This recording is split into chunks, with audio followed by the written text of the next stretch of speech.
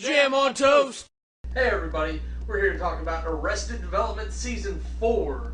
This is in response to Philip Defranco's movie club, and I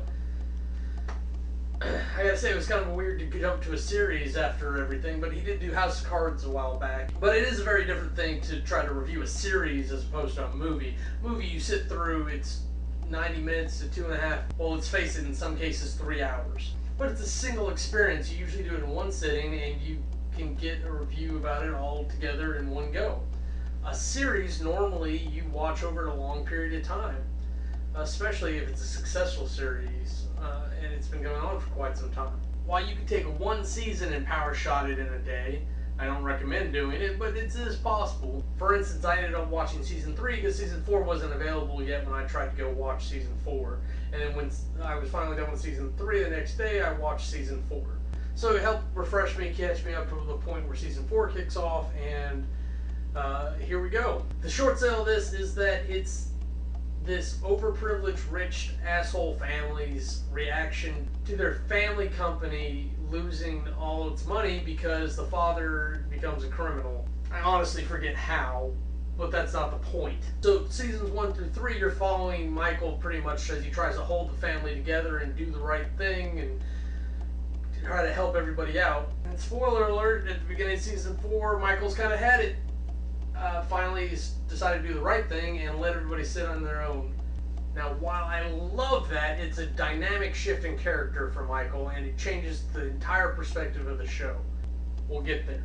My love it for this is getting to see Judy Greer in something again. I know it's a weird thing, but I really loved her, and she plays such a great bitch character when it comes down to it.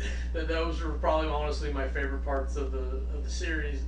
And if I'm remembering it wrong and it's Season 3, not Season 4, she shows up, then oh well.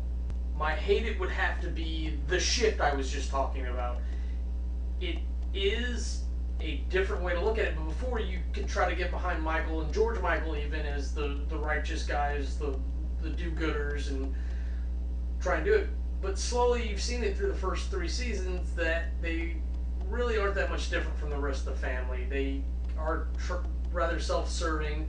They do think about themselves before others, but they do it in the best ways possible, especially compared to the horrible ways the rest of the family acts. It's sad to put it as a hate it. That's actually a really good sign that something so great is actually the worst thing about this series. The MVP of this season, at least, would have to be Isla Fisher's character, Rebel Ally, because without that character, you can't do all this. There's some other center-seeking characters, like Lucille too, and some of the family members at different points, even India, if you really want to push for it, but everything boils down to Isla Fisher, and I think it's a carry-on of following George and Jordan Michael as the righteous characters in this, the ones that you want to relate to because they're the least of all the evils. So let's move on to our categories. Aesthetics. It's a very modern movie.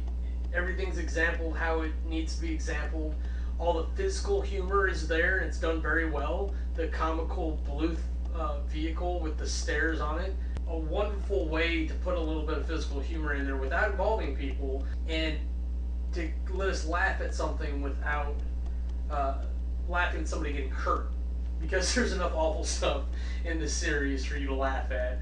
And it's good. Other than some of the ridiculous running gags, such as blowing up, I'd say most of the aesthetics are pretty spot on. They're where they need to be. They're nothing amazing, but they help keep you in there. And other than Buster's hand, or lack thereof, there's nothing that really offsets me. And aesthetics gets an 85. Character development. This entire show is just character development, but it's character development of some of the most awful human beings. I'm not saying they're Michael Vick, I'm not saying they're human traffickers, but they're generally dislikable people, and that's how the characters are written. So they do a really good job of telling you backstory and not canceling it out later on. Keep this short. Character development gets a 90. They're just good at it. Storyline. I really wanted to go much higher on this, but the story is about horrible characters that I can't get on board with for the most part, and I'm really surprised I like this show as much as I do. Again, a lot of that has been able to put myself behind Michael and George Michael throughout the series, and with this season, that all changes. I have not seen this complex a storyline since Hero Season 1. And honestly, anyone involved with that show ever sees this, that is a high compliment coming from me. Getting rid of the single follow character methodology and breaking it out into essentially like 12 to 14 different stories that all center and overlay and cross at different points. Can't do that and do it wrong. You really can't. Because if you do it wrong, it doesn't happen and you haven't done it. You've just got a piece of trash that you throw away and you say, okay, now what do we do?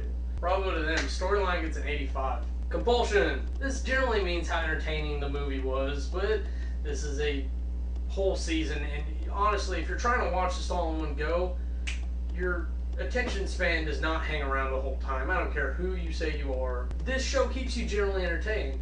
I was doing several different things while I was doing this, but I was paying attention to the story. I never felt like I got behind.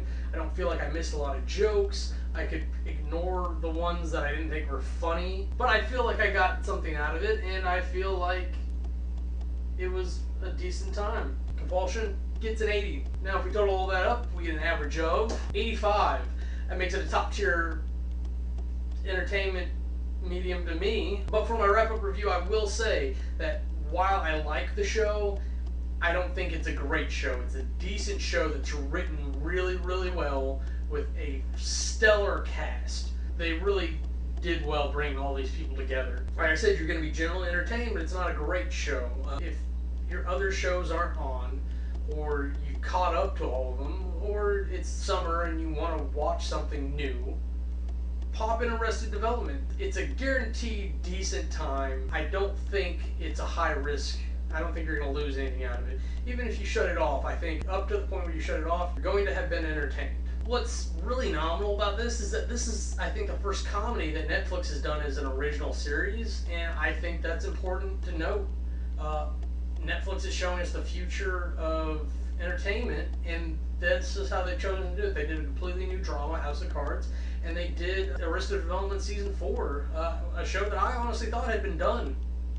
But I'm glad that they brought it back. I don't know if I'm excited to see what's next, but I will definitely watch it if it shows up. Anyways, I think that's it for me. I'm Cameron.